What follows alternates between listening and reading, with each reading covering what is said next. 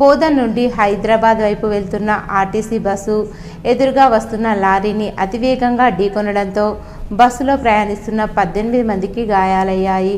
హుటాహుటిన Nizamabad police commissioner Sai Chaitanya సంఘటనా స్థలానికి చేరుకుని క్షతగాత్రులను అంబులెన్స్లో ప్రభుత్వ ఆసుపత్రి బోధన్కు తరలించాలని ఆదేశాలు జారీ చేశారు.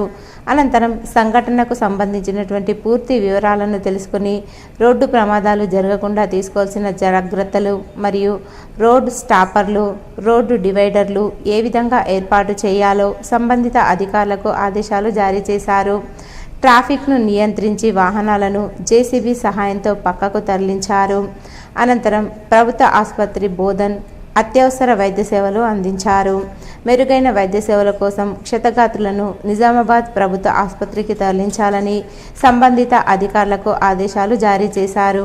ఈ సందర్భంగా Bodhan ACP Srinivas, Bodhan rural CI Vijaya Babu, Rudrur SI Sayanna మరియు సబ్ డివిజన్ పోలీస్ అధికారులు మరియు ఆర్టీసీ సిబ్బంది, వైద్య సిబ్బంది తదితరులు గలరు.